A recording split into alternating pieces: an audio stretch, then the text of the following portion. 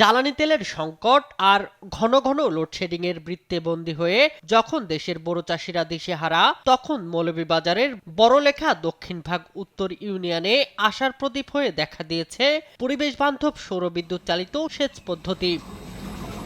প্রথাগত diesel engine বা বিদ্যুৎ চালিত পাম্পের উপর নির্ভরতা কমিয়ে এই আধুনিক প্রযুক্তিতে কম খরচে নিরবচ্ছিন্ন পানি পেয়ে নতুন দিনের স্বপ্ন দেখছেন স্থানীয় কৃষকরা। সৌরবিদ্যুৎ চালিত এই সেচ পদ্ধতিতে জেলার গৌরনগর ও লক্ষ্মীছড়া গ্রামের প্রায় ৩০০ বিঘা জমি ফিরে পেয়েছে নতুন জীবন। এছাড়া মাধবকুণ্ড জলপ্রপাতের পানি ব্যবহার করে সেচ দেয়ায় খরচ কমেছে প্রায় ৪০% পর্যন্ত।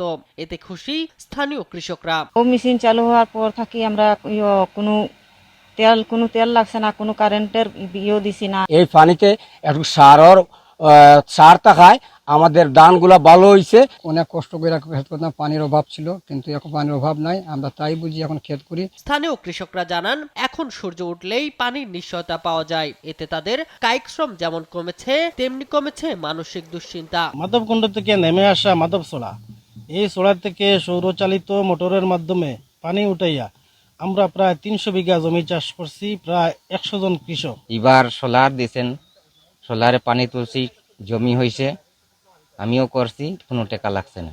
সোলার বসানোর জমিদাতা জানান, তার একটু জমি দেওয়ার কারণে এলাকার অনেক মানুষ উপকার পাচ্ছে। আমি জায়গা দিছি, কোনো টাকা পয়সা নিই না, ক্ষেত কৃষি করার জন্য অনেকেই ক্ষেত করে লাভবান হয়েছে।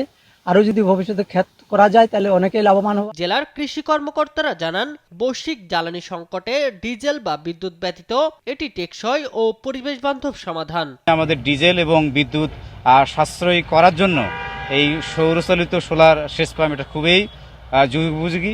ধান চাষের মাধ্যমে যখন এই পানিটা ব্যবহার করা হয় তখন ধানের ফলনটা অনেক ভালো হয়, কারণ এই পানিতে কিন্তু আমরা জানি যে প্রাকৃতিক কিছু সার থাকে। প্রকৃতির এই অফুরন্ত ও বিনামূল্যে পাওয়া শক্তি ব্যবহার করে বাংলাদেশ দ্রুতই কৃষি স্বনির্ভর হয়ে উঠবে, এমনটাই প্রত্যাশা মৌলভীবাজারবাসীদের।